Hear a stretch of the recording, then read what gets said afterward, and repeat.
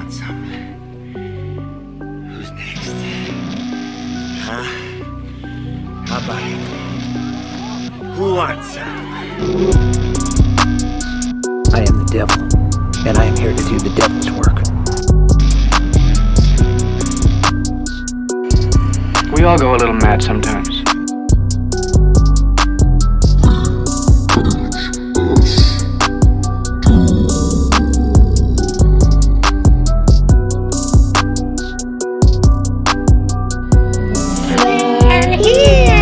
Well, hello everyone, and welcome back to the VHS Doom podcast and rental store, maybe one day, hopefully. I don't know. Very exciting. Happy New Year to everyone. I kind of already said that last week, but Happy New Year from somebody else I have here finally Happy in the New studio Year. with me. With my new mic. Thank you, Fucking guys.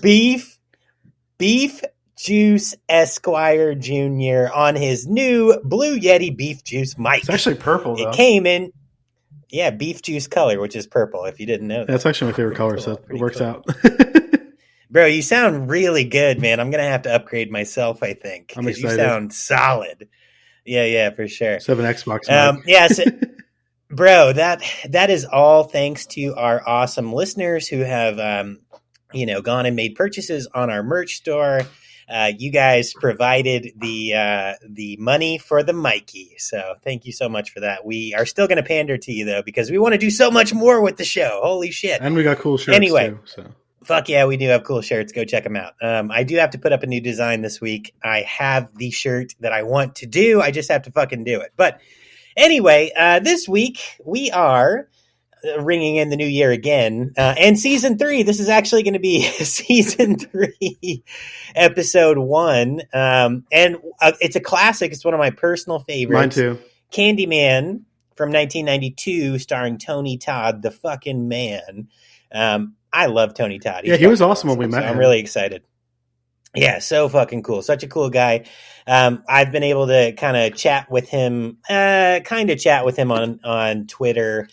He's really into jazz music, and he was posting a lot about like the vinyls that he was picking up. And I was like, you got to find Duke Ellington at the Newport. And guess what he found? Ellington at the Newport, and made a post about it. That's cool. After liking my comment, I felt really cool. Even though he didn't really respond to me, I was like, "Yeah, we're friends. We're best friends now. I'm pretty sure." You helped him pick one out. Yeah. Anyway, as always, with me today on his brand new mic is my nefarious, dastardly, and always awesome co-host, Mikey Mutant. Hello. How are you doing? Check, mic check 1 2, coming at you. Can you hear me? Can you hear me? I do, yeah. I can Penis, hear you penis, really penis, well. penis, It's penis, great. penis. Yeah, you know what? The pop filter for penis and pussy is working really well. So that's great. Yeah, Dylan said it looked like a condom before, so it's kind of funny. His pop filter does look like a condom. The Blue Yeti mics do just kind of look like, I don't know, fat little dicks, though. So that's okay. All right. That's my name on Twitter. Fat little dick. No. Oh, what? Blue Yeti mic. Oh, right. That It's also is- my gamer tag on Xbox. I thought you were going to change it to fat little Blue Yeti dick, but that's okay. All right. Well, when I'm on band, I'll do it on Monday. Nice. Oh yeah, he's still on a 6-day. ban. Well, I was Yeah. unbanned, and there was a glitch, and it set back up. So. They love fucking you over, brother. Okay, much. yeah. So we very much hope that everyone enjoyed last week's episode. I know it was a little bit weird because we had some unfortunate scheduling issues. And I put out the very first VHS Doom short episode where I covered Q, the Winged Serpent solo.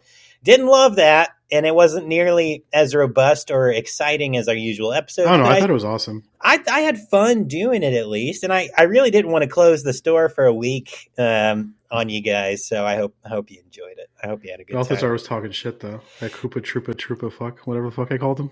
What the god fuck? Bro, just Balthy, calm down. Okay, everybody, calm down. Stay in We're the not- back. We don't want you here. I will fucking light your head on fire. No, Don't let buddy. me get the shotgun off the wall again. Okay, everybody, calm fuck down. Okay, calm the fuck down. All right. So one thing that we did learn last week, thanks Mikey for bringing up Balthy, is that he was our sponsor last week. Did you hear the ad at the end? Yeah, that was really funny. Yeah, so he's started his own hitman service, Balthi's Hitman Service, His which phone was number is 6666666. yeah, it's a lot of sixes. So what's neat though, actually, Balthi, I have a letter for you here. Do you want me to read it on air? It came to the store. Yes, finally. I'm in business. I need to start an LLC. Bro, I don't think that's the kind of business that you start an LLC for, but okay. Yeah, it's the kind of one that you don't like. You don't advertise out loud. Bro's paying for ads and starting business like legal. You is gonna get you in trouble, dude. He's gonna pay his taxes on murder. Oh well. Anyway, Wait, Balfi, don't tell you about this. He's gonna tell everyone. Oh, fucking you. Oh, God damn it. He's a narc. It is true. He was a fucking narc. That's why he's been locked in the closet for a week. But okay, so here's the letter. Let me read this really quick. Dear Balthazar's Hitman Services, I'm a God son of a bitch every fucking time. No, that time you got me really good. That was good. All right, let's get It's a back good to mic this. this time. Yeah, it is a really fucking good mic. God damn it. Okay. I am a faithful listener to the VHS Doom podcast, and I heard your advertisement on the last episode. I believe that developing a relationship with you could be very beneficial to both of our interests. You see, my name is Ice Pick, and I am the leader of the Grape Street Grannies in San Quentin Tarantino prison for the elderly. I have several contracts for you already amongst the members of my rival gang, Las Abuelas. The sooner we can begin this transaction, the better. Also, how do you feel about older women? Or would you consider me younger because you're a demon? Have you ever fantasized about what an experienced toothless mouth could do for you? I digress. I truly look forward to speaking with you on this matter. Yours forever, Ice Pick. Mwah, mwah, mwah. God damn, Balfi. I think you got an admirer. How do you feel about that? Holy fuck. I'm gonna go hide somewhere. What, you're not into older ladies, man? I'm married. Okay. God damn, bro. Let me out of the cage. Oh shit, it's fucking Hugh. No, why would I let you out? Dude, Hugh sounds so good this week. Okay, come on out, Hugh. Come on. What's up, buddy? I hear about murder? You didn't hear shit. I heard. Fuck you, Dylan. I'll get back in the fucking closet, you piece of shit, you little narc ass bitch. I put a shark in there for ya. How is it breathing? Fuck off. All right, fuck off, dude. Jesus. All right, he's gone for now. Thank God. What a narc ass bitch. I was happy to have him back for like 5 minutes. And then he got the whole fucking store shot up, and he's a little bitch. So he ran too. Maybe we can come up with some sort of redemption arc for Hugh, but it's not today. That's for sure. Anyway, whether you're into older ladies or not, please subscribe wherever you're listening to this podcast and help us out with a rating. That really goes a long way to support the show, and we appreciate it. Whether on Spotify or on Apple Podcasts, we're even on like iHeartRadio and a bunch of other random ass places. If you're listening to us, yeah, it is still a fucking thing. And I still get notifications every week. Hey, have you listened to the newest VHS Doom podcast? So thanks, iHeartRadio, for doing that. That's cool. But yeah, wherever you're listening to us, hit that like, subscribe, and if you don't mind leaving us a little star rating, that's super helpful to the show. It helps us grow. We'd appreciate it. Okay, also, last pandering bit, go check out the merch store, vhsdoom.com. It's a very outdated website. Scroll all the way to the bottom, click the merch store icon, and it'll take you right to another website where we host all of our merchandise. If you want to purchase anything, even a VHS Doom mug, I got to put the new logo on the mug. I think it's the old logo. I'll bring that up. Yeah, for sure. But yeah, give it a check. We have some really cool like, it's mostly grindhouse, kind of like older. There's a lot of video nasties titles. We got shirts. They're pretty cool. I'm happy. Shit. I'm happy happening to wear one right now. Night of the Living Dead. Yeah. So anyway, and I have this absurd one. The absurd one's cool. I do really like the Blood Feast because the Blood Feast shirt is actually from a newspaper clipping about it playing in that New one. York. Yep. Yeah, it's so sick. And if you can find a Beast in Heat shirt as cool as the one we have anywhere else, I would love you to tell I haven't me seen about it anywhere, honestly. Maybe Severn put it out when they put out the movie, but I'm not too sure. Yeah, so if you find a better one, you let me know. But I don't think there is. So go check it out. Cool. All right. Next, if you want, we'd love you to come on the show. If you're a band, a director, you're an actor, you're promoting a project. Have another podcast.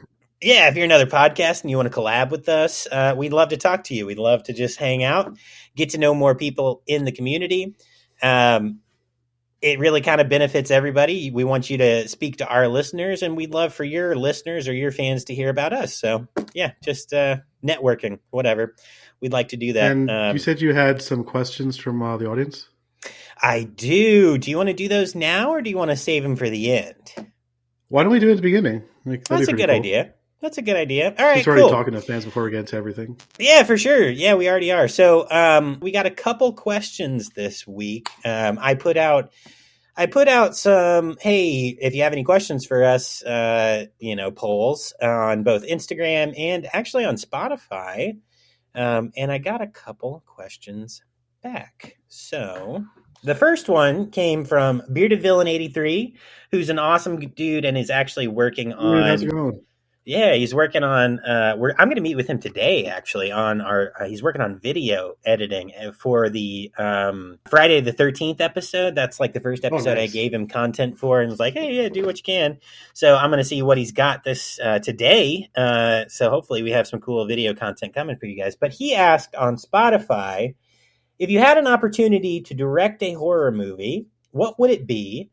And what director style would you do it in? Mikey, I'm going to let you answer that one first. I mean, we were going to be making that movie Bravo, where it was going to be a slasher movie, where it was going to be like a revenge kind of thing. That's true. True. I feel like it would have been like an 80s slasher kind of. Maybe almost like a 80s slasher mixed with like Toxic Avenger kind of thing. I like that. Yeah, definitely. Okay. My answer would be, so Bravo, yeah, definitely I would like to finish that. I think if I could do my ideal horror movie, it actually would be... Oh, ideal? Okay. I got one then. Sorry. Oh, go ahead. Yeah, then you answer. I'll let you go first. I interrupted you. Oh, okay. So my ideal horror film would to be... I'm tied between two. So I had two scripts going. One was for a movie called Charlie and Annabelle. And it's kind of a more simple, almost like... torture film, but essentially it was like a torture film mixed with like a police procedural kind of thing. Kinda, yeah. It was kind of mixed in there. So we had the first chunk of the movie was an interrogation scene, and the second chunk of the movie was like the act, essentially. But I really loved that script, and it was very, very unsettling, and there were a lot of really cool practical effects that I was building up towards in that one. The style that it would be shot in. Actually, you know what? I watched a movie this week called Blood Hunt by Sam Curtin, and I really enjoyed Sam Curtin's shooting style, so it probably would look something like that, if I had to guess. That would be my style on that. And then on the flip side, because Sam Curtin's shooting style was more serious, I had another script that I was working on that was essentially about a family, two brothers who were really fucking weird. Oh my God. And their dad, who's a doctor. Based on a true story. And essentially, this new person at this restaurant who works with these two brothers befriends them, and they invite him over for dinner. And then in the me or you, I can't remember. I think it was you. But so, long story short, this unfortunate person who befriended these weird brothers gets the evil doctor dad does surgery and turns him into essentially like a puppy dog for the boys. And he has like Tusk. You know what? I hadn't seen Tusk. So yeah, it came out then. No, it was before Tusk when I was writing the script, and then I think Tusk came out, and that's why I was like, I'm fuck it, whatever. Because essentially, yeah, it's very similar premise, except you get because you're a dog or you're more of like a formidable creature, you would be able to go. It was going through the escape of that scenario, but as a dog, so it's kind of fucking weird. I would have shot that one definitely in like a super fucking campy 80s style. You know, it would have been, or even something like wildly ridiculous, like From Beyond, like Blood Freak. Remember that movie? Or yeah, for sure. Or like shit, even Reanimator. I love like maybe the extra sciencey bits and a lot of like the glowing goo and whatnot, you know. So anyway, that's what I'd do. What else? What were you gonna say? Like I don't know, like when we were doing Bravo, like the shorts for like the trailers, I kept like having like ideas like Giallo stuff because like that's like what I was obsessed with. Okay. I don't know, something like that, like a revenge thing or that. Okay, yeah, for sure. I've always wanted to do like a Death Wish kind of movie or like Miss 45, that kind of thing. Oh, you know what? I haven't watched Miss 45 yet, but it's like near the top of my list. I'm gonna be watching. You got it. Soon. It's so good. Yeah. Abel Ferrara is a great director. Yeah, it looks so good. It looks really fucking good. So nice, good question. Thanks, Bearded Villain 83. I'm excited to meet with you a little bit later, buddy. Can't wait to see what you do with the episode. Dude, it's gonna be fucking awesome. All right, and then the next question, which I think this is the last of them that were like just questions. Some we had a shout out or two as well, but so the next question came from Alfonso Zavala on Instagram. He asked, well, it's kind of a statement / question. Doesn't it feel like Candyman could have been set in the same Chicago as Child's Play from 1988? Which is very, I can see it. It's a very good point. And I actually dug into it a little bit. So, Child's Play came out in 1988 and Candyman, the original, came out in 1992. So you're only 4 years apart. And the Brewster apartment building, which is where the setting for Child's Play, is actually only 2.3 miles away from where Cabrini Green is or was. That's crazy. Before it got torn down in Chicago. So a lot of the setting probably was the same, or at least looked very, very similar, if I had to guess. So we had to cover that movie because there's some things I want to talk about that show, like or movie that how like Andy just like went alone on the train. Yeah, right. Yeah, that would be awesome. I would love to cover that.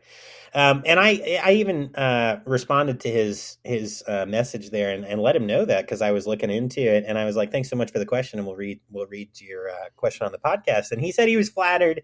And he did say that the cinematography of both films feels like it could be in the same universe as well. So it definitely does. Yeah, definitely very cool. And thank you so much for the question, Alfonso. You're a cool dude, and we're glad to have you along for this ride. Now, it's not a question, it's a statement. But the two guys from Mutant City Horror. Hey guys, I was just listening to your what's it called? From Beyond episode, so good. Dude, the From Beyond episode was fucking solid. Love that. So the two guys, one guy is Paul, and he goes by Rated PG, and then the other host is Matt, and he goes by Matthias the Ill. So he reached out on Matthias reached out on Spotify and said, "Hey, fun pod. This is Matthias the Ill from Mutant City Horror." So just cool. Thanks for interacting with us. We really appreciate that. You guys are awesome. We are actually. I just got a couple messages from them. They're out in California, and it's kind of funny because they're in a similar situation to us. So, like, one of them works overnight, one of them works days, and that's wild. Yeah, like they seem to have scheduling, like challenges just like we do. I was listening to the last episode. They were talking about when they were going to be like filming and stuff, or recording. I mean. Yeah. Very, very cool guys, though. And I really do love their content. So they got back to us today and said they want to set something up with us to do an episode.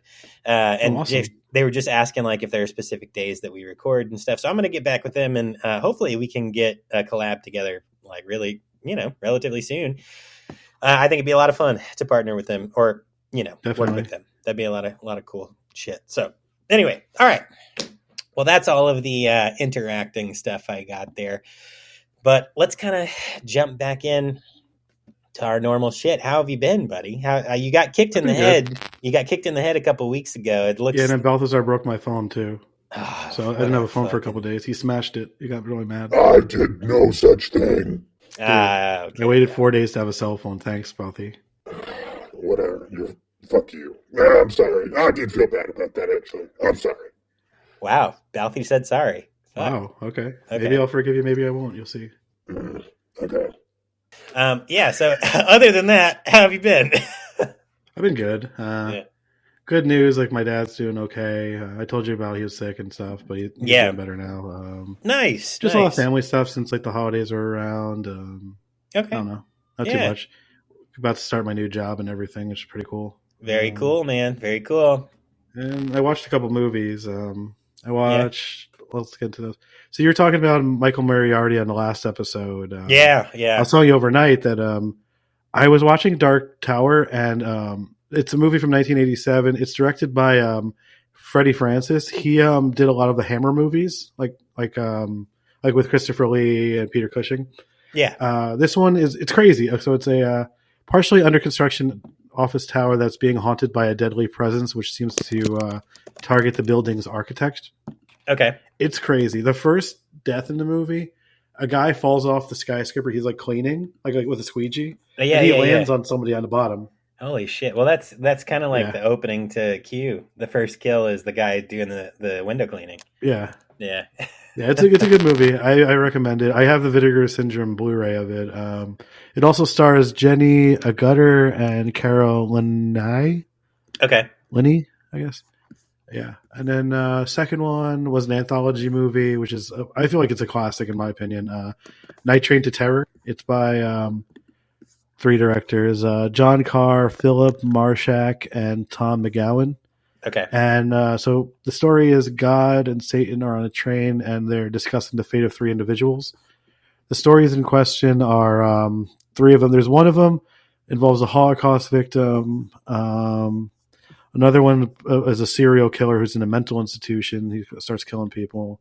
Oh, okay. And I can't remember. Oh, I think another one joins like a death club, quote unquote. Okay. But it's a good movie. I recommend it. It's from 1985. It's a really good anthology. Nice. Very cool, man. Very cool. So what's up with you? Dude, work, I got the new job and I'm kind of in training with them, and it's just been a lot of driving. So like they're training me somewhere that's like a little farther away than I expected. So not a big deal, but I've had a lot of time. I will say, I'll stay positive. I've had a lot of time to listen to podcasts because I'm in the car for about 2.5 hours a day right now. So that leads to some scheduling shit, and it leads into some, other issues. But luckily, I have this next week and the week after, and then I'm done. So that's cool. That's awesome. Yeah. Also, personal stuff. Oh my fucking god! So my daughter. With Christmas, right? Had a lot of fun with Christmas. But so my daughter's really into Dora the Explorer. I feel like I've said that on this show. And yeah, so with Dora the Explorer comes my daughter speaking Spanish, which is awesome. I love that.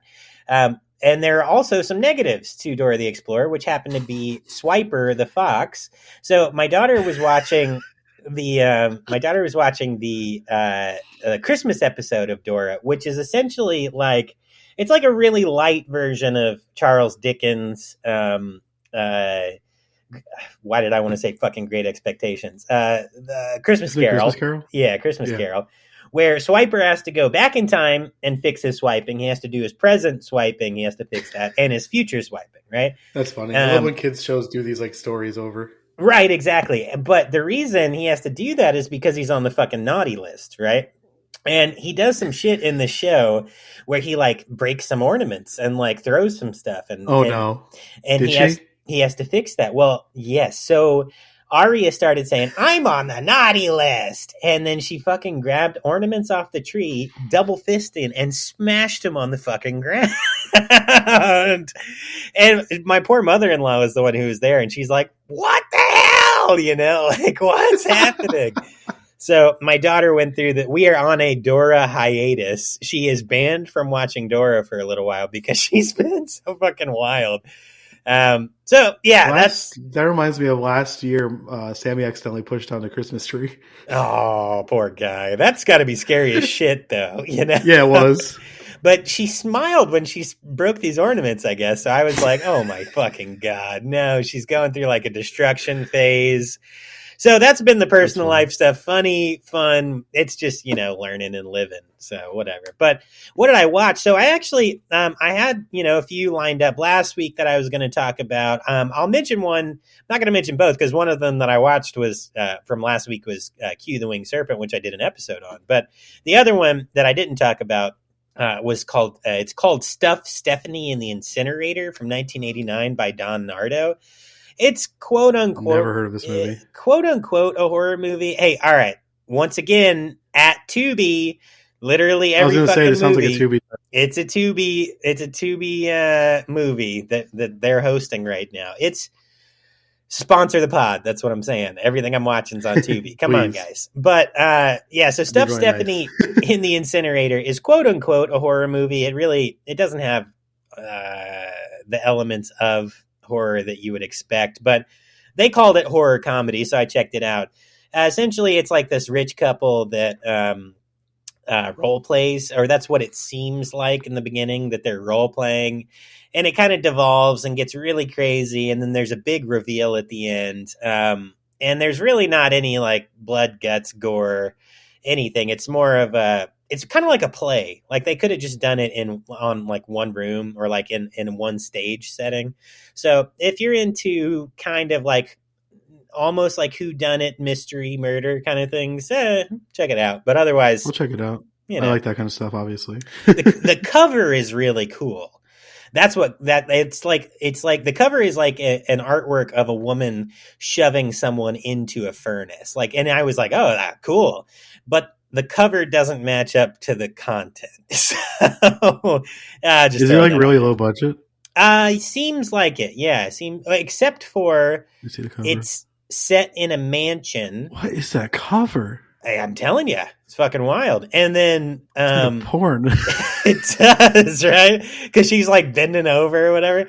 And he's like, someone's kicking her. Like, what? Right. Yeah. So anyway, what a weird cover. There are some really badass cars at the end. Like you find out it's a group of rich people just like playing around. That's not like a spoiler, but you'll see what happens. So if you watch it, otherwise. That's the non-ish horror-ish thing I watched. So the two I watched this week I'm really excited about, which the one I mentioned earlier already, is Blood Hunt from 2017 by Sam Curtin, which is out of Australia. Actually, the Mutant City Horror Podcast did cover this film and made me want to watch it, so I went and watched it after I listened to their episode on it. Oh, sick. It's a lot of fucking fun. It's a lower budget film, but shot really, really well. The effects are really good. They did a great job with the makeup. They did a great job with the acting. So Mutant City Horror interviewed a guy named Dean Kirkwright, who's the main character in this film. I liked listening to that interview too, so I was like, I gotta fucking watch this movie. Tons of fun. It's kind of hard to watch because there are some elements of sexual assault in there, which really skeeved me out. And there's some good elements of revenge in there, so definitely check that out. Is it like on the level of like Wolf Creek? Yeah, less budget, less quality effects, but the feeling is very similar. So I'll definitely check that one out too. It's got that like outback, we can do what we want feel, kind of like Wolf Creek. Okay, yeah. So that's what I thought when you started talking about it. Yeah. It's like, nobody's going to find you. We live in the middle of nowhere. No one's ever been found out here kind of thing. So Australia's got that vibe honestly. In general. Yeah, I don't want to go there. The animals there are like it's like Monster Hunter and right. Like apparently they have people like there just want to like kill you in the outback. I don't know. The fucking birds. What are those birds that'll just peck your eyes out? Oh my god, I forgot what they're what called. Are those fucking oh my called? god, I knew what they were called. It's not kookaburra, is it? I can't fucking. No, aren't those things like those giant hamsters? No, kookaburra is a bird. But I don't think those are the ones that are capybara. I'm thinking of as the giant hamsters. Oh right, yeah. What was the capybara's name that you met in hell? Prince George I or don't something? remember. Prince William? Something like that. Or Frederick. I don't remember. Prince Frederick the What episode 14th? was that? That was right after Pumpkinhead. I don't remember. The one right after Okay. Pumpkinhead. But Gotcha. yeah, anyway, so Australia is fucking terrifying in itself. So add in horror and holy fuck, that's wild. Yeah, most of it's desert. Of course it's going to be scary. Right? Fucking terrifying. Anyway, so British criminals. after that, fuck. Don't talk too much about British people. They'll get you, man. So I watched Murder Size, which is a 2023 film. So I stayed newer this week. 2023. It's directed by Angelica. Yeah. You should. Angelica de Alba and Paul Ragsdale. And they're actually on, I found this on Instagram just because I'm starting to really try to connect with more people. They're called, their page is called AP Films. And it's essentially like a film. Yeah, it's a film set in the 80s when Reagan is president, and they're directing or they're trying to shoot a like jazzercise kind of like exercise video with these like hot 80s girls or whatever.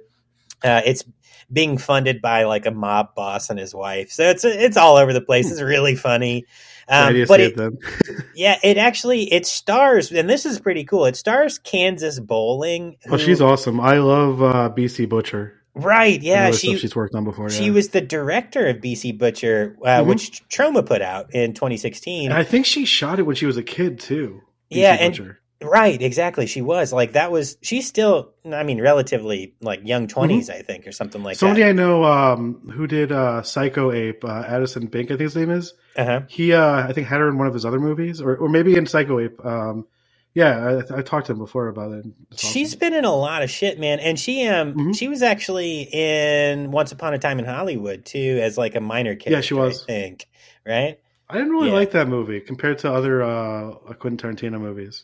Yeah, you've mentioned that before. I didn't like how they casted Bruce. I didn't like Bruce Lee in it. I don't know. Yeah. Yeah. So I still haven't watched it. I did see her credit in it, but I haven't watched that film. So maybe I'll watch that next week and get back to you on it because I feel like we could have a good discussion on that film. But anyway, we should definitely tons of do fun. Tarantino soon. Yeah, we should. That's a Tarantino burp. San Quentin Tarantino State Prison. Fuck. Oh man. Anyway, yeah. So that's what I watched. That's what we did.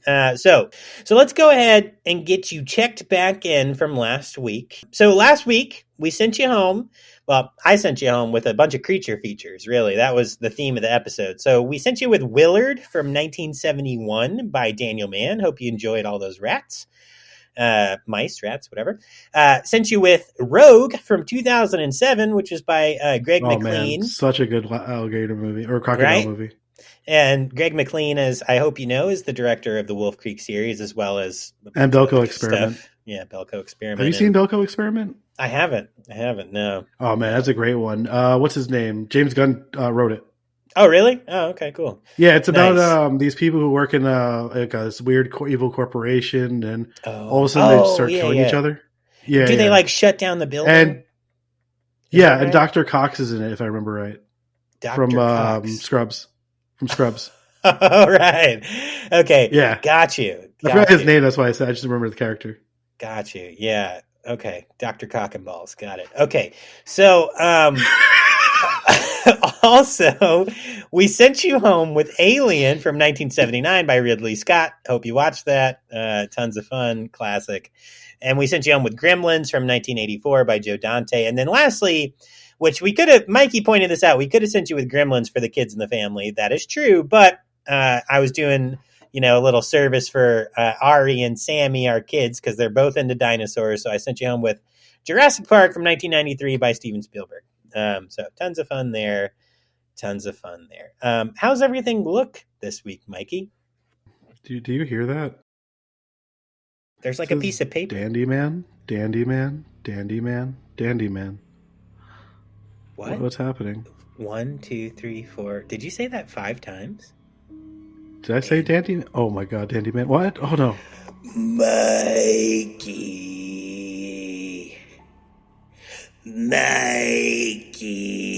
Oh my God. Mikey, I came for you. You don't know me, but you doubted me. No need to leave yet. Why does he smell like beans? Are you not content with the stories of beans?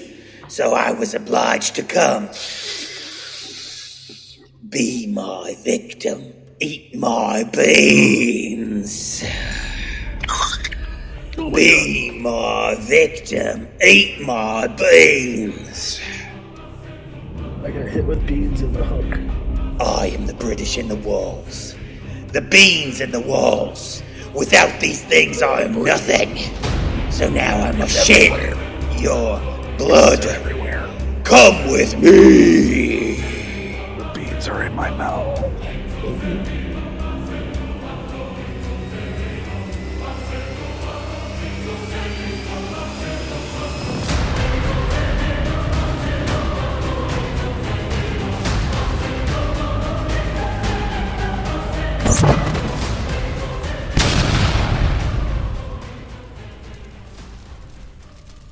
Holy fuck! There's a dead headless dog over there. Where's that fucking woman's baby? What the fuck is happening? And Mikey, where are your fucking hands, bro? You have no hands, you're just nubby stubs. I had beans on top of it. It just went away. Oh. I found these beans on the floor. Oh, there are beans on the floor? Dude, there are beans in your mouth. I was trying to clean it up just now. Why are there beans spilling out of your fucking mouth? What the fuck? Holy shit, dude, look at that giant fucking painting on the wall. I think we are in Cabrini Green. Like, that looks like the fucking Candyman painting. How did we get here? Okay, so I think that means we would have had to go back in time, too, because all these fucking buildings got torn down by 2011. Like, I looked that up. Does that mean this fucking British fuck dropped us off in Candyman's world to be a dick? What a British thing to do. I think so, God dude. damn. Oh, my God. Fucking bean eaters. Ugh. All right. Bean fuck it. We still motherfuckers. God damn fucking chips and fish bitches. All right. So let's get started. And bad teeth motherfuckers. fucking mummy eating cunts. Okay. So limey bastards. All right, that's enough. We're gonna lose all of our. We actually have a few British listeners. I'm sorry, Video Nasties on Twitter. I love you, dude. Dude, we love you guys. We really do. It's just so fun to fucking play this bean card. I don't know. Okay, so let's get started. And if you haven't heard anything about beans in the walls before, I think you should go back and listen to our back catalog because we've been talking about the Brits and the beans for a long time. Okay, so I think luckily, Mikey, you were already holding the Blu-ray case when we got sucked into this bitch-ass journey by fucking Dandy Man. What kind of fucking name is Dandy Man anyway? Hey, Dandy. Go away. God damn it, Dandy Man. All right, Mikey. He was sitting in my chair for a second. It was creepy. Fucking weirdo. Can you read the back of that Blu-ray, please, since you brought it with us, luckily? Nice. It's so disturbing. So disturbing. Yeah. Okay, so this gut-wrenching thriller follows a graduate student whose research summons the spirit of the dead. When Helen Lyle hears about a Candyman, a spirit with a hook hand who's said to hunt a notorious housing project as she thinks she has a new twist for her thesis. Braving a gang-ridden territory visit the site, she arrogantly assumes Candyman can't really exist until he appears, igniting a string of terrifying grisly slayings. But the police don't believe in monsters, and Helen is charged with the crimes. Only one can set her free as Candyman. Dun, dun, dun! All right, wonderful. So the only one who can set her free, and what do we mean by set her free? Turn her into a monster? From the charges? From the charges? No. She's blamed for the murders. Oh, of course, sure. But set her free? Okay, yeah. It's okay. We'll get there. All right. Anyway, so really quick, Candyman is a 1992 American Gothic supernatural horror film. That's how it's classified. Classic. I like that. Classic. It's written and directed by Bernard Rose, and it stars Virginia Madsen, Tony Todd, the fucking man, Xander Berkeley, Cassie Lemons, and Vanessa E. Williams. It's based on Clive Barker's short story, The Forbidden. That's a good short story. He's one of my favorite horror writers. Yeah. It's part of the Books of Blood compilations. Yeah. Now, I wonder, When did Hellraiser come out? That was 80, I think 7? No. Was it? Was it? Hold on. We just did I know. that. I think too. it was 88 or 80. I think you're right. 87. I was right. Yeah, I was right. Yeah, 88 was Hellraiser 2. Got you. I wonder why he decided not to direct Candyman. If I remember right, I think he didn't want to after dealing with the studio in the first movie. Oh, that makes sense. Okay, gotcha. Like Hellraiser, because he had a lot of issues, and I think he didn't want to direct anymore after it. That would make sense. That's why he didn't direct the second one, the second Hellraiser. Gotcha. Okay, gotcha. Okay, well, anyway. He's a fantastic writer, honestly. He really is. He really is. And super sexy.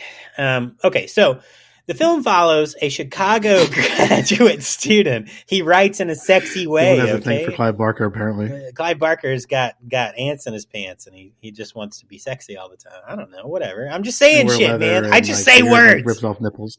God damn it, tear your nipples off. Okay, so it follows a Chicago graduate student completing a thesis on urban legends and folklore, which leads her to the legend of Candyman. It's the ghost of an African-American artist and the son of a slave who was murdered in the late 19th century for his relationship with the daughter of a wealthy white man who he was doing a portrait of. So the film came to fruition after a chance meeting between Rose and Barker, who had recently completed his own film adaptation of Nightbreed in 1990. That's one of my favorite books, and Cabal is the book for Nightbreed, but Nightbreed's one of my favorite movies of all time. Nice. We'll have to cover that on the show sometime soon. It's a really good movie where the monsters are the good guys. Right, yeah. And Cronenberg acts in it, too. David Cronenberg's an actor in it. Is he? I didn't know that. Yeah. Okay. I feel like we should do like a Clive Barker month or something like that. Episode? That might be fun. Yeah, sure, because there's so many books. Like, one of my other favorite books is Mr. Bee Gone. That was actually like my screen name on AIM back in the day. Oh, yeah? Nice. Very cool. Yeah. Very cool. AIM. Wow, we're old. Okay. So, let's see here. Anyway.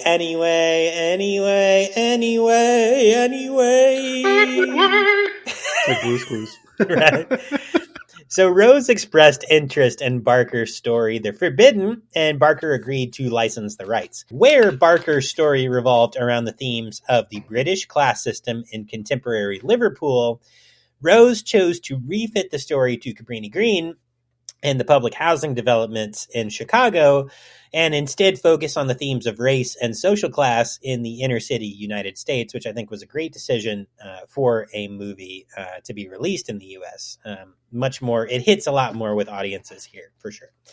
Candyman was theatrically released on October the 16th of 1992 by TriStar Pictures and Polygram Filmed Entertainment. The film received generally positive reviews and grossed over $25 million in the U.S., where it was also regarded in some critical circles as a contemporary classic of horror cinema. Agree. I don't think just circles. I think all horror fans pretty much call it a classic. Right? Definitely. At this point, for sure. Maybe they're talking about just... I've never really met a horror fan who like hates it or anything. No, I feel like most people like Candyman. If you're listening to this and you don't like Candyman, shoot us an on any of our socials and tell us why. And eat a dick. And eat it. And Mikey said, and eat a dick while you're doing it. Put a dick in your mouth and tell me why you don't like it. So it was followed by 3 sequels. We have Candyman, Farewell to the Flesh in 1995, Candyman, Day of the Dead in 1999, and then lastly, Candyman from 2021. The latter is set years before the events of the third film and is, I think, a direct sequel to the 1992 version. As far as I can tell, I've never watched it. I really like Farewell to Flesh. I've seen Day of the Dead once. Okay, I remember liking it. I have all of them on Blu-ray, including the remake. I haven't watched the remake yet. Okay, but I know Jordan Peele produced it, and I'm a giant fan of Jordan Peele, like from his sketch comedy to all of his directing. So nice, yeah. It should be good. I do like his. I like nearly everything he's putting out. So. Yeah, I'm gonna have to check that out. It's on the list, but it's lower down. I got a very long running list. Whatever. It's almost like our show list of movies. It's ridiculous. So pretty much. I mean, like I have stuff that like I bought but I haven't watched yet from like years ago still. And like as we both talked about, the Kino sale just happened, and like we both just got a lot of stuff. I know. So I was going to talk about this next week, hopefully, because I should get these movies this week, but I've got Mine's coming today. Oh, is it? Nice. Then I should Mhm. be getting mine too. I'll have to check it. But so I got the bug for physical media now, thanks to Mikey and all this podcast and shit. So I went on, bought a bunch of stuff on Kino. Actually, you know who told me about the Kino sale? Shout out real quick to them was the A Cut Above, the horror review. I don't know if they're just on Instagram or if they have a podcast or not, but they told me about it. So I had to go check it out.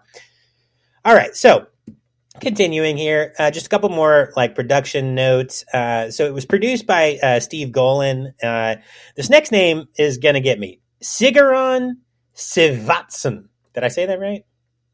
I think so. Sigaron Sivatsan. And Alan Paul. The cinematography was by Anthony B. Richmond. It was edited by Dan Ray. The music was by Philip Glass, who actually had a lot to say about it later. And he was a little bit of a dick about it. The production companies were Propaganda Films, Polygram Filmed Entertainment. It was distributed by TriStar. And as we said, it was released on October 16th, 1992. It has a runtime of 101 minutes. And its $8 to $9 million budget was dwarfed by its box office of $25.8 million, making it quite the success. Good stuff. So, all right, what I'm thinking this week, we can read through the plot quickly and cover our notes if you want, but there are a lot of notes of interest and a lot of like production details that I want to get into as well. So I don't want to make this episode too long. Maybe we shouldn't cover the plot points and we should just cover our notes on it. What do you think? Yeah, let's just talk about like why we like it and that kind of stuff and the kills. Okay, cool. All right, so my first note here, which I found interesting, was so I watched this because I don't have this one on a physical copy. I watched it on Amazon, and there were a lot of good Amazon notes about the film, which was great. Well, you're going to have it when I finally send all the movies. Oh, right. Yeah. Mm-hmm. Okay. We'll see about that. Uh-huh. The boxes are sitting right here, dude. They've been sitting there for 10 years, but okay. So Cabrini Green, during filming in Cabrini Green, they actually received gang protection. They had to make a deal with the reigning gang of Cabrini Green in order to be able to film on site, and they wanted to film on site. So that's cool. But unfortunately, in the very last days of them being at Cabrini Green, that protection didn't fully extend all the way through because a production vehicle was sniped from a window. No one was killed, but they were on site of one of the most dangerous housing developments in the United States. So they could only go so far. But in one of the cool things I read was that in order to receive gang protection, the gang members wanted to be extras. So a lot of the guys that you see when they're actually visiting Cabrini Green are actual gang members who wanted to be in the film. That was one of the notes I had. Very cool stuff. It's cool that they were able to collab on that outside of the production vehicle getting shot. So that was cool. Cool. So you have anything you want to talk about in there? Well, I see your note. Your next one's going to be like one of my main ones. Yeah, you cover it. I really liked how the cabinet was like a door. Yeah, like secret compartments. Yeah. That was a really cool thing that they pointed out. The apartment that Helen was living in was supposed to be like an exact copy of the Cabrini Green building. So she was able to show her friend like, hey, look, these two apartments connect through the medicine cabinets and you can just walk right through. So apparently, according to a journalist named Steve Bogira or Bagheera, I'm not sure how to pronounce it, but one source of inspiration. Bagheera. It looks like Bagheera. Yeah. Yeah. I don't know. But one source of inspiration for that aspect of the film may have been a pair of articles that he wrote for the Chicago Reader in 1987 and 1990 about the murder of Ruthie Mae McCoy, who was a resident of Chicago's Abbott Homes housing project. So in 1987, McCoy was killed by an intruder who entered her apartment through an opening behind the bathroom's medicine cabinet the exact same way. So he felt that his article led to... I wonder if there's a lock on those kind of things. I don't know, man. Right? You'd think so, but... Like, people can just come into your house, yeah. But, I mean, how much when you talk about housing projects, how much do authorities or developers or anybody care about protecting? Yeah, I don't even people? think the landlords would give a shit, honestly. They wouldn't. They'd be like, "Oh, I can get this leased up again." Like that's fucked up. But that's kind of how it pretty much. goes. Just clean up the blood. That's it. I wish people cared more. That would be nice, but they don't. Yeah, me too. Okay, so I know it was 1992, but 1992 people were starting to get away from this. But holy fucking shit, Helen smoked everywhere. She was smoking cigarettes like a fucking chimney. I'm gonna be honest. Like, I quit years ago, but like that makes me want to. Right? I know. I quit years ago. Well, at this point, years ago now too. But watching her smoke the whole time, I'm like, fuck, I could use a fucking bogue, man. But anyway, yes. So she was smoking in school. She was smoking in restaurants. She was smoking in her house. She was smoking in cars. She just kept fucking smoking, bro. I hope she doesn't get lung cancer. I did have another one. Okay. The bees part, apparently that was real.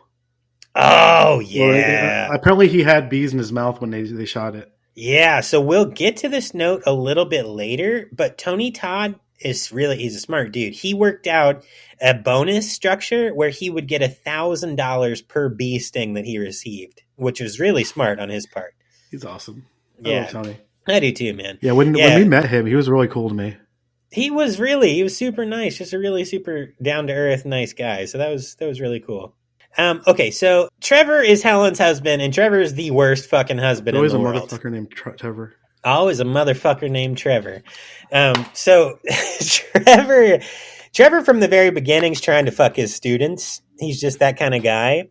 And there's one student in particular that he's trying to get in her pants, like from the very beginning. I think her name's Stacy. He tried to do the James Franco. Yeah, really. Holy fuck. Okay. Yeah. So, worst husband award in the world goes to Trevor. He didn't believe Helen at any turn. He really was like, okay, I'm going to get this bitch out of my life and I'm going to move Stacy in. And then he let Stacy repaint the apartment. Like, fucking ridiculous. I hated that. But he gets his at the end. He does. He gets his just desserts. There was so much shit in that bathroom in the projects that was used to write Sweets for the Sweet. That was an unbelievable amount of shit. Lots of shit. Maybe Art showed up. Yeah, that's what I was going to say. Maybe Art the Clown and Candyman both have a love for writing shit. I mean, writing That'd be on a the cool walls. Versus movie, honestly. That would be insane. Because they're both like spirits. Is Art a spirit? Yeah, pretty much at this point. Killed, yeah. Right. He's back now. That's true. And in the very beginning, he had those glowing eyes like a spirit in All Hallows Eve, too. So, yeah, I guess he is. He started and continued. I think he's like a demon, if I remember right. Or controlled by a demon, one or the other. Right? Mm-hmm. Anyway, so that would be wild. Check out our All Hallows Eve and Art the Clown episode. Well, Terrifier franchise episode. Yeah, we did it. Way back, we did a Terrifier franchise episode where we started in All Hallows Eve and worked all the way up through Terrifier 2, but we did that right after the announcement of Terrifier 3. So that trailer looks so good. I'm so excited for that movie. I can't fucking wait for that movie, man. I love that it has a Christmas theme and it's still coming out in October. Mm-hmm. Like right? Yeah. That's fun. That's cool. It's like a little different, but anyway. A lot of people are complaining about how, like, in the trailer, like, he kills a child or something. So, like, there was like people saying that he's a child killer and you shouldn't watch his movie. That's going to make so many more people. That was a genius move by Damien. Exactly. So, yeah, it's like the more shock factor, the more people are going to be like, I got to see it. I got to fucking see it, So, I mean, it helped with Silent Night. We just covered that. That was right. The whole thing had a giant protest. It helped with Maniac, too. That one had a giant protest, too. Silent Night, Deadly Night made $2.5 million, mind you, in the 80s in 1 week, 1 week before it was pulled from theaters. So that's like $3 now with inflation. Something like maybe 4 or 5. It's a lot of fucking money. I don't know. Something like that. It's $5. I don't know inflation. It could be $75 million. I don't know. Okay, so next note. No, it's $3, dude. It's just 3? You got $3? Yeah, because it goes down because inflation goes up. I need $3. Okay, got you. Yeah, whatever. I don't fucking care. You're the economist. Leave me alone. Okay, so I do. Baby bees. Math was my worst subject in school. Baby bees and Virginia Madsen's bee allergy. So Virginia Madsen was allergic, or thought she was, Helen thought she was allergic to bees. She had to go get tested by a doctor, and it turned out that she was allergic to wasp stings, but she wasn't. She was slightly allergic to bee stings. So isn't everybody? Aren't wasps like deadly and poisonous? Yeah. Anyway, whatever. I mean, I've never been stung by a bee or a wasp, but yeah. The director was like, "You're not allergic. Don't worry about it." And she's like, "No, I am." And he's like, "No, you're not." Bernard Rose just gaslighting her into doing it. Pretty much. It's like the same fucking shit that Robert Rodriguez did to fucking Selma Hayek. Yeah, he was just like gaslighting her. Oh, Madonna's going to play this role if you don't do it. What a fucking dick. So anyway. That would have been terrible, honestly. Right? Madonna. So they used baby bees because baby bees are less dangerous than adult bees, right? They have to be within like 24 hours born or some shit like that. I don't fucking know. But they wouldn't fuck with any of those. No thank you. They did actually load them up into Tony Todd's mouth, and it took hours apparently to load all those bees into his mouth. And so long that he went into like a trance kind of state. Apparently they did like they hypnotized these people so they could deal with the bees and shit. So anyway, wild. Do you think hypnotism actually works? I mean, some people or is it like a placebo thing? I think it works for some people. I don't know. The power of the brain's weird, man. It's like, yeah, shit. True. Look at like the pineal gland from. Wait, I want to try something out. From Beyond. Candyman. Mikey. Do you have any bees, or is it just beans? I do beans. Beanses. Then get the fuck out of here. We don't eat beans here. Oh, okay. Goodbye. Okay, so and your blood sausage shit. That's disgusting. God, why do you always fucking egg on these like spirits and demons? You're just asking for trouble, man. Whatever. I'm afraid, motherfucker. Let me fucking continue the list. So, continuing. Never. Could the autopsy have cleared Helen of her friend's death? Mm-hmm. I think so. Okay, because she was She was holding a kitchen knife, and her friend was gutted with a fucking hook. So, yeah, all the murders were done with a hook. So I don't know. Right. So, like, I feel like proficient medical staff could have cleared her easily, but whatever. Okay, all good. All right. So, this is a good one. So, I had a note. If you wanted me to do one, yeah, go for it. What you got? The whole baby thing was creepy as hell. Oh my god! Yeah, when the baby he's just feeding the baby with his fucking finger, or like the baby just disappears. That was horrifying. Yeah, that's terrifying as a parent for sure. And then when when he has the baby just in like an abandoned part of the building and he's letting it suck on his finger, that really disturbed me. I did not like that. Yeah, that was awful. Me neither. Yeah. Good. Nice. That's a good note. When she's in the hospital and she's starting to struggle because he's like floated down on top of her, like on the table or whatever. That was cool. It was a cool scene and a cool effect. But if you listen to the, yeah, right. If you listen to the attendant that runs in to give her drugs, he says, "Give me 1,000 mils stat." That's a liter. So maybe Americans just didn't get that bit, I guess. That would overdose somebody. She would be dead, like way dead, like full of a liter of drugs. So anyway, that was funny. Oh my god, that I don't even think her body weight could support that. Nah, she just nobody's could. If you give somebody 1,000 milliliters of a fucking tranquilizer, yeah. So anyway, that was funny. Okay, that's night for real. Yeah, that's night. That's night for a long time. So Philip Glass, this is my next note, and they mentioned this on the Amazon, like behind the scenes. Angry composer.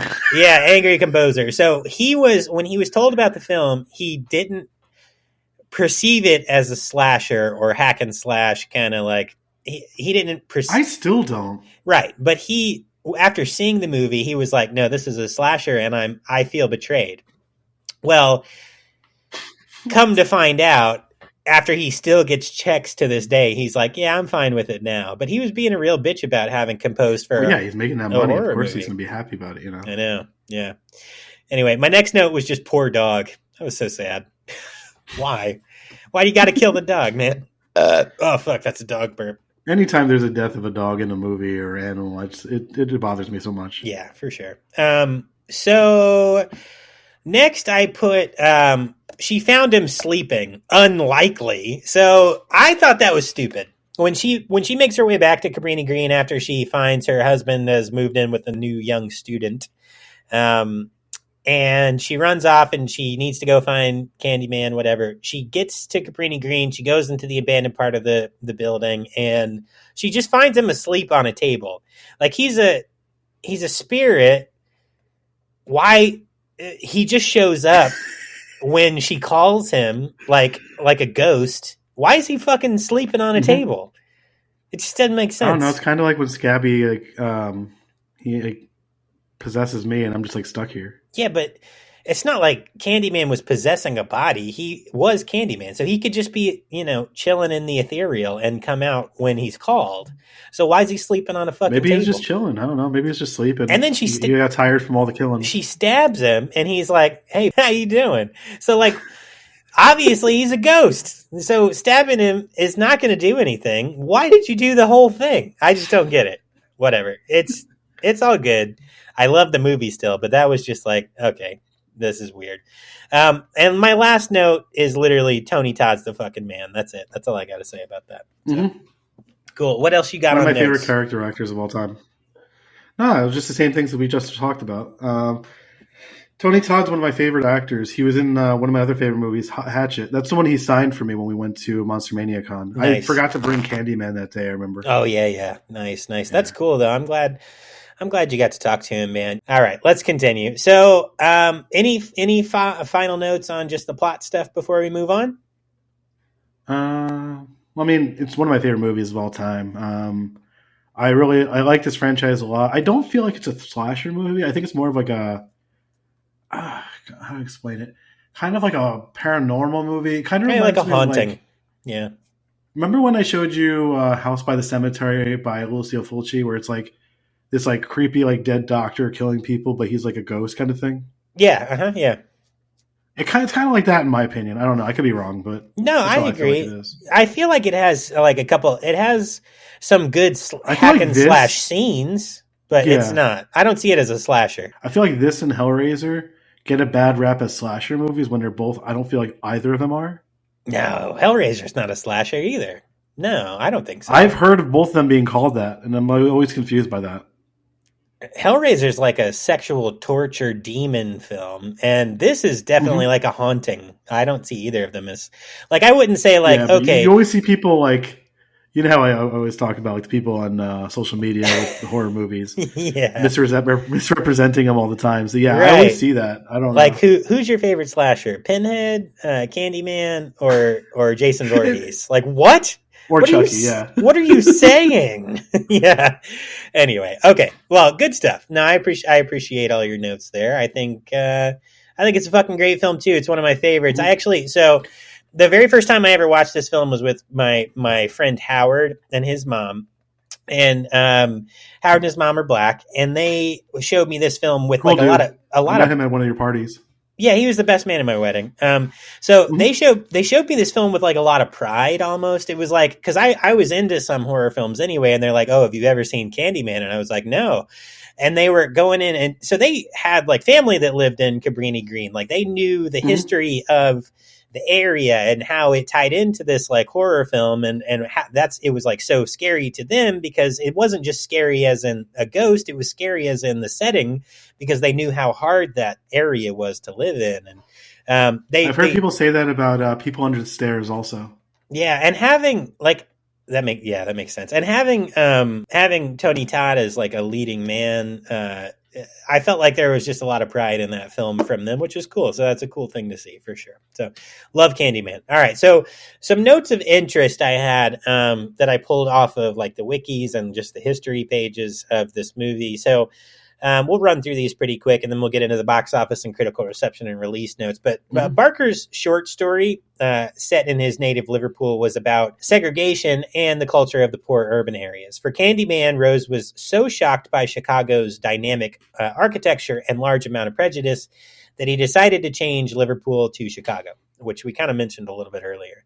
He was assisted by the members of the Illinois Film Commission, and he scouted locations in Chicago around Cabrini Green, which is a housing project notorious for its poor construction, violence, and high robbery rates. The project was also located between high-class neighborhoods, meaning that the character of Helen could feel Cabrini Green's chaos from a safe apartment not too far away. This Americanization of the story turned Candyman into an interracial love story where the ghetto residents are now victims of the titular killer. With this change, Rose wanted to showcase that those living in the poor neighborhoods as regular human beings that are trying to get by, which is why he avoided tropes that are common in most American ghetto stories, such as gangs and drugs.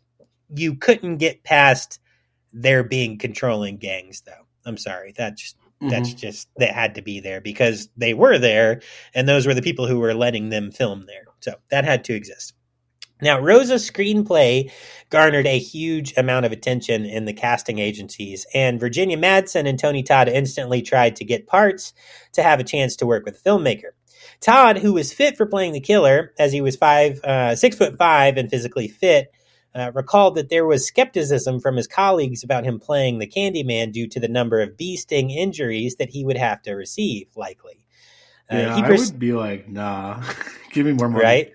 Well, he persisted as he wanted to work with the director and said, quote, "I've always wanted to find my own personal Phantom of the Opera," which, it great. Kind of feels like that, actually. That's a good comparison.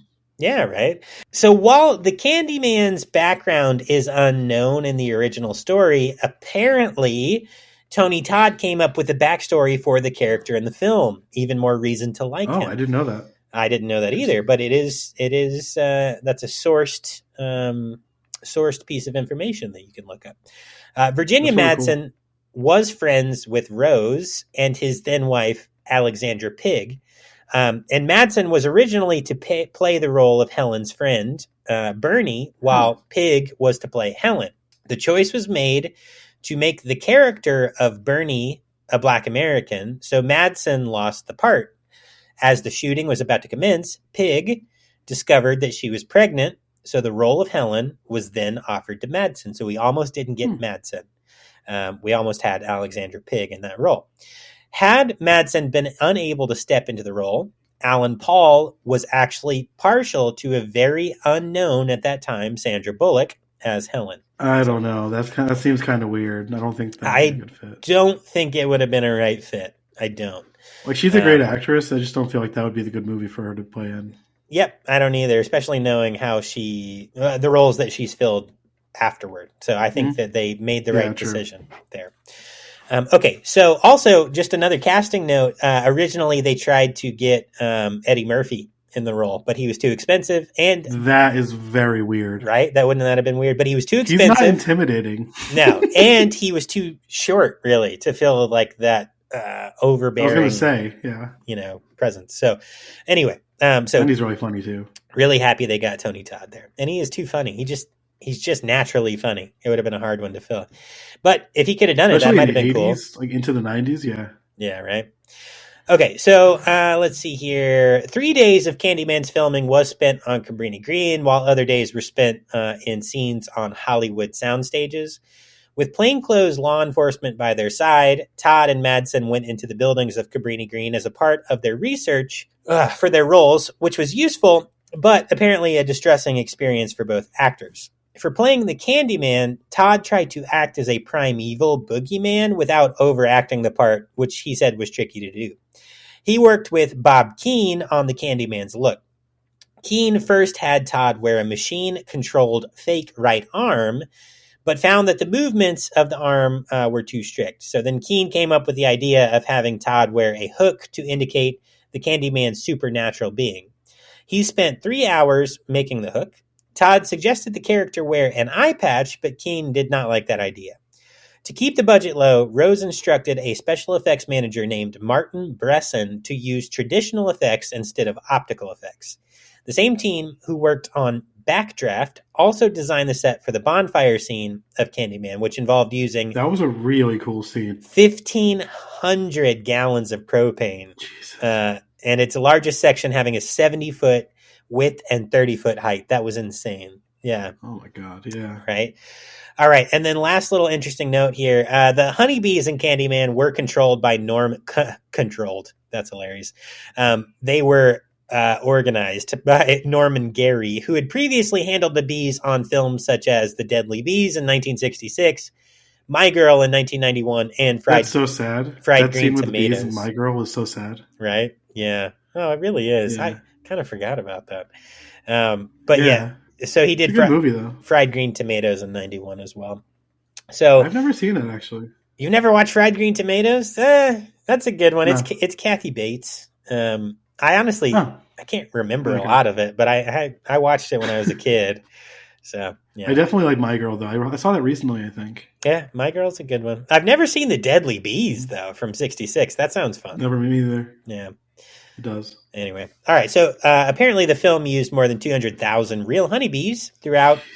And most of the crew wore bodysuits to be protected from the stings, although all of them faced at least one sting. And as I talked about earlier, Todd had negotiated a bonus of $1,000 for each sting, and he received 23 stings throughout the filming. So that's a lot of fucking bee stings. Wow, $23,000. Yeah. But he made 23 grand, which in today's money is like $5 million or something. So that's cool. All right. It's $5. The money goes down as the inflation goes up. Shut the fuck up. Okay, so now we're into box office and critical reception and release. Mikey, I'm going to let you go ahead and start taking this away. I'm going to run. I got to take. Notes are going crazy. I've been drinking my coffee. I got to go take a piss. So you start reading that whenever you're ready. I'll be right back. Okay. All right. So box office, critical reception. Candyman had its own world premiere at 92 Toronto International Film Festival. Playing as part of the Midnight Madness lineup, it released on October 16, 1992 in the United States, where it made $25.7 million. It was released on home video in February 1993, Columbia TriStar Home Video. A special edition DVD was released in August 2004. I had that one back in the day. Candyman was released on Blu-ray in Australia in 2011 via Universal Studios Home Entertainment. The same Blu-ray version was made in the United Kingdom on October 10th, 2011. On July 20th, 2018, it was announced that Scream Factory was putting out a collector's edition on November 20th, 2018. I have that one. It's really good. I suggest you guys to get that one.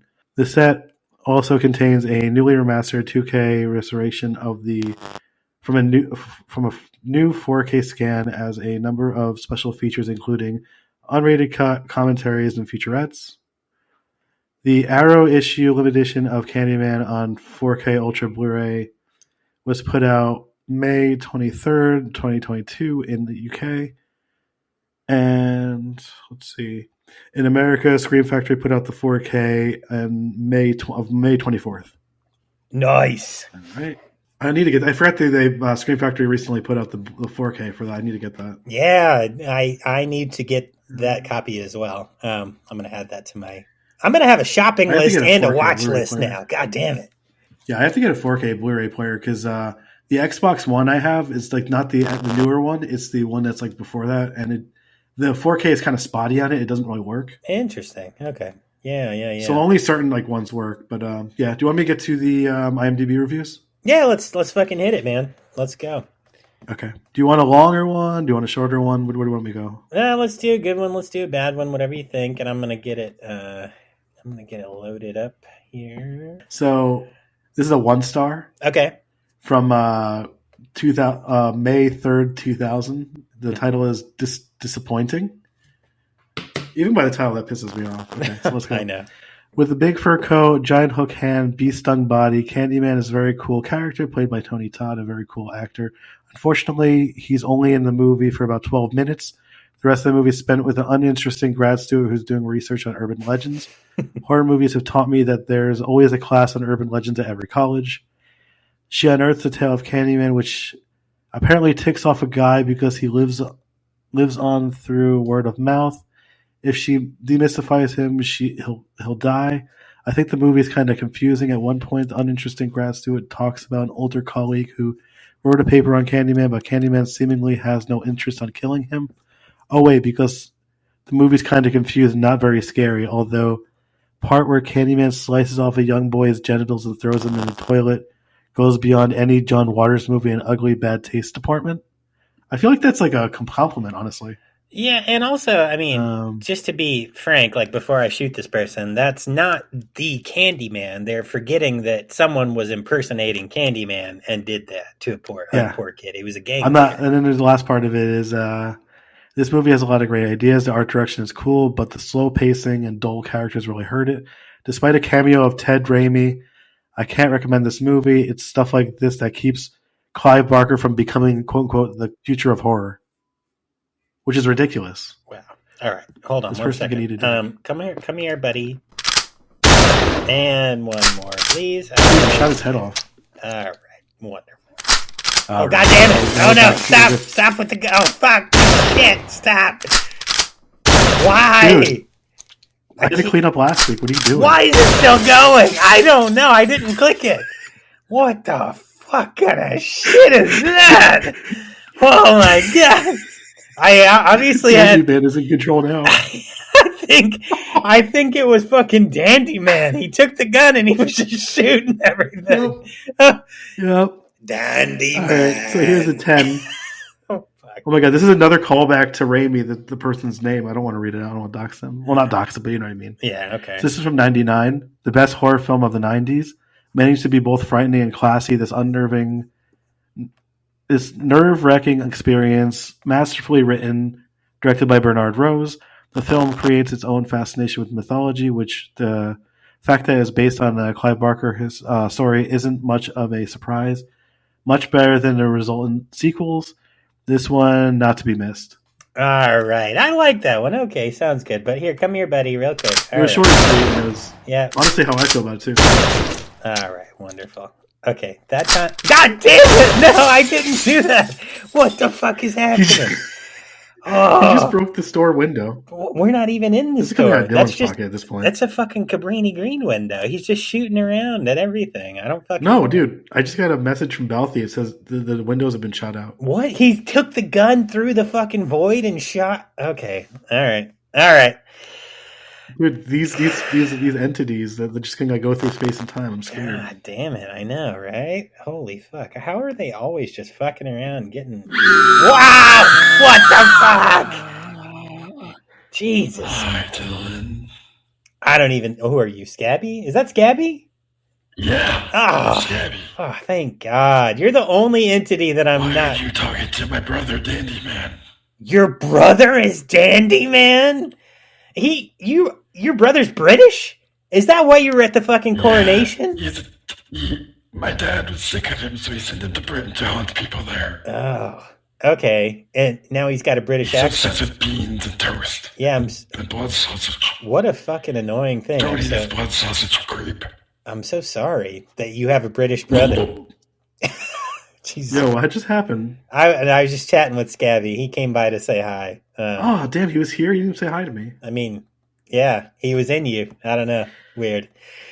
Okay. He's in all of us secretly. Yeah, if you hold Scabby Man in your heart, you will be saved and taken to the void through much pain. It's kind of like that Nietzsche quote where like you stare into the void. Oh, yeah. If you look long enough into the void begins to look back through you. Yes, that's a good Nietzsche quote. I like that one a lot. That's how my powers manifest, pretty much. You just stare out into the void and Scabby comes through you. Yes, into you. We're working in a video VHS store. He comes into you or comes through you? Throated. Is that what it is? I don't fucking know. Oh my god. Is that a callback from... Yeah, that was a callback from the last episode I was on. All right, let's fucking get done with this shit. We're getting overtime here. Okay, so just some legacy notes on Candyman. The film came in at number 75. I guess Bravo put together a list of... I used to watch that TV special all the time. 100 Scariest Movie Moments? Nice, okay. Mm-hmm. All right. The character of Candyman did come in at number 8 on Bloody Disgusting's the top 13 slashers in horror movie history. See? Yep. Slashers. Like, why? I know. It's a weird one. And, like, Bloody Disgusting, you think they would be like, oh, no, it's not a slasher, but... Yeah, I guess the categorization could could make sense because he slashes people with a hook. But in reality, it's not a real slasher. But we've talked a lot about the definition of slashers. There's not a final girl in Candyman, okay? We know more about horror movies than Bloody Disgusting, I guess. But I guess, would you call Helen a final girl? No, she's fucking dead, bro. She's a ghost herself. Yeah. So no, it's not a slasher. Mm-hmm. Fuck off. Okay, so apparently also another website called Ugo, which I never really looked at, but I never heard of that before. They named Candyman top 11 slashers. And top 11? What kind of... I don't fucking know. It's such a weird number. They could use top one and add one more. I couldn't pick 10. It's 11. 11. It goes to 11. All right. So, and then lastly, Tony Todd. Spinal Tap is so good. It is. We should cover that eventually. Tony Todd. Yeah, we should. Who played Candyman, made number 53 on Retro Crush's The 100 Greatest Horror Movie Performances for his role. See, okay. That I agree with. I like that, and he should be higher on that list. I really loved his performance. Yeah, for sure. It was just so solid and so smooth. Okay, and then lastly here, the film appears in two sections of filmsite.org's greatest scary movie moments and scenes, and greatest movie twists, spoilers, and surprise endings. In 2001, AFI nominated the film for AFI's 100 Years, 100 Thrills, so that's pretty cool. Nice. Okay. The two standalone sequels comprising a single storyline were released in 1995 and 1999, respectively, which were Candyman Farewell to the Flesh and Candyman Day of the Dead, as we mentioned in the beginning of the podcast. I like Farewell to the Flesh better than Day of the Dead. I honestly have not seen any of them, so... put them on the list. We should do those. Yeah, I'd do a Candyman trilogy, or there are 4 of them now. I don't know, whatever. And then originally, Bernard Rose wanted to make a prequel film about Candyman and Helen's love, but unfortunately, the studio turned that down. And then Jordan Peele's Candyman film was released on August 27th of 2021, and that is a direct sequel to the 1992 original film. All right, let's get the fuck out of here. God damn it. But, bro, we killed Tiny, so I don't even know how the fuck we're getting back to the store this time. I don't. Mikey.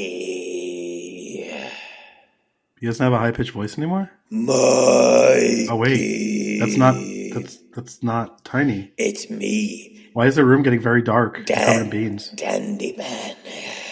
If you apologize to the Brits, listen to me. I know you. Listen to me. I know you. If you You're Scabby Man's brother. If you apologize. I saw you last week. God damn it, Mikey. Shut the fuck up, Mikey. If you apologize. Why are you doing this, dude? You were cool last week. I'm gonna fucking shoot you right in the fucking goddamn head. God damn it. Okay. If you apologize. I don't have a head anymore. Wait the son of a fucking bitch. God, fucking goddamn it, son of a bitch. Wait, Brits don't have guns. Why are you not dead? Because I'm your brother. Oh, fucking Scabby, man. God damn it. Okay, I was going to say, if you apologize to the Brits, I'll send you home unharmed. And that's the best British accent. Can you send me to the Discharge and GBH concert? Candyman can do. Since we're talking about Britain? How do you want to get home, you fucking cunt? How do you want to get home? Oi, cunt. Hi, cunt. How you want to get home? Mate? Fuck.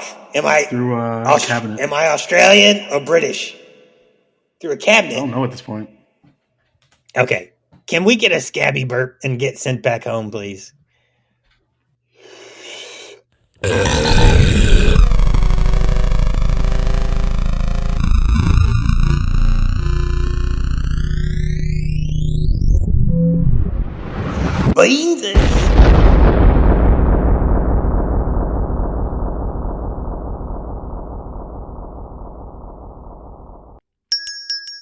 All right, friends. Well, grab your popcorn, grab your candies, grab your sody pops, maybe a ring pop. Maybe you want some Skittles. You want some Skeetles, Skeetles. I don't know, whatever. But this week you're going home with some Twix, some Milky Ways, and some goddamn Swedish fish. You're going. That just says a 2-pound bag. 2-pound bag of Swedish fish. Once again, While Mikey's high as shit playing air keyboard. I don't know. Maybe not. Maybe so. Maybe that was a decade ago. That might not have happened at all. You don't All know. right. All right, let's get you out of here. We're sending you home with quite a list this week. So your curated movie list this week is going to be number 1, Dread from 2009 by Anthony DiBlasi. A charismatic but unstable college student convinces a misfit classmate to help him with his thesis project, a study of people's biggest fears. You're going home with Night. It's a fucked up movie. I'm excited to watch that. You're going home with Nightbreed from 1990 by Clive Barker, starring Doug Bradley and David Cronenberg. Tons of fun. Apparently, the character Aaron Boone is haunted by a terrifying nightmare of a city of monsters. He goes to see a psychiatrist for help, who's played by David Cronenberg. But what he doesn't... It's based on Clive Barker's story, Cabal. Nice. But what Boone doesn't know is that Decker is actually a serial killer. Da-da-da! You're going home with Midnight Meat Train from 2008, directed by Ryuichi Kitamura. When a struggling photographer named Leon, played by Bradley Cooper, meets the owner of a prominent art gallery, he sees a chance for the success that has, so far, eluded him.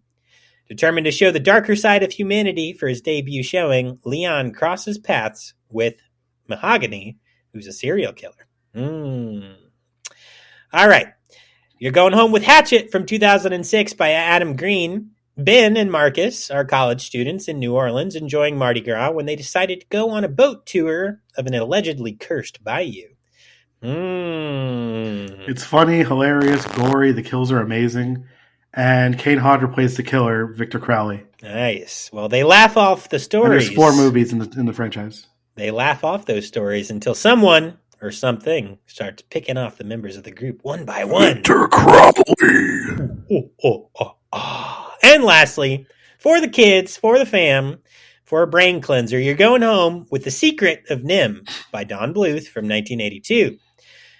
Miss Brisby, played by Elizabeth Hartman, a widowed mouse, must move her children out of their home in a field before the local farmer starts plowing.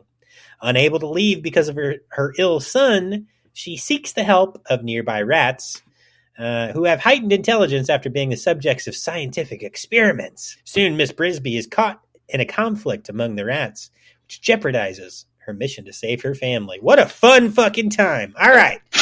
That's it, friends. We're getting the fuck out of here. But Mikey, before we go, let's talk about what we're going to be covering next week. Oh, man. This is going to be a fun one.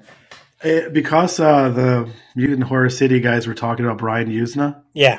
In their last episode, I figured we should do Society from 1985. Ooh. It's one of the craziest effects-driven movies. Effects are done by Screaming Mad George. Let's fucking go. It's one of the most grotesque movies I've ever seen, and funny too. Nice. I cannot wait, man. I can't wait for that. That'll be a lot of fucking fun. Yeah. Cool. All right, man. Well, shout-outs. I got mine. This week I'm shouting out Mutant City Horror Podcast. What's that? I said I'm finally here to read them. Oh, yeah, right. So I'm shouting out the Mutant City Horror Podcast, shouting out A&P Films, which were the producers or creators of Murder Size. Tons of fun. I want to shout out Alfonso Zavala on Instagram. Thanks so much for a nice question about Candyman. We really had a lot of fun answering that.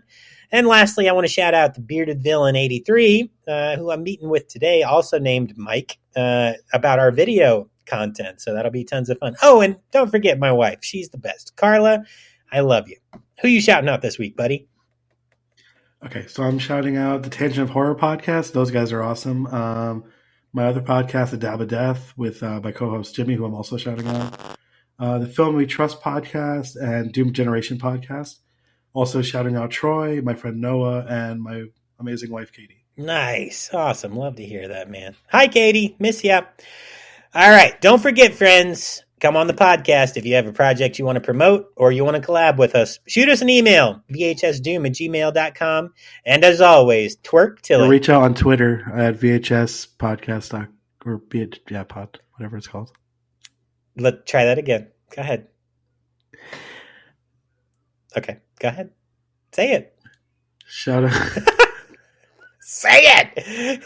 Hold on. I'm trying to say it without laughing. Okay. You interrupted my twerk till it hurts. Okay, go ahead. I know, my bad. Uh-huh. Reach out to us on our Twitter too. I'll respond if you guys want to like collab with us, as Dylan said, or just whatever. Nice. Yes, you can reach out to us on any of our social medias at VHS Doom or shoot us an email at vhsdoom@gmail.com. And don't forget, friends, twerk till it fucking hurts. We'll talk to you next time. Peace. Grundle knife. Grundle, Knife, Massacre, Karen.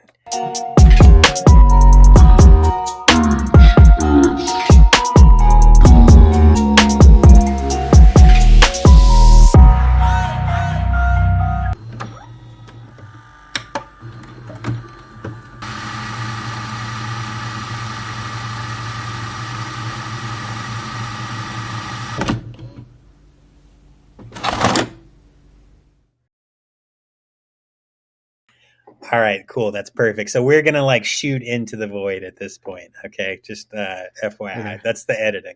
So I literally went back and I watched the car scene and I copied it and made it British with beans. So, all right. So here we go. Holy fuck. Beanses.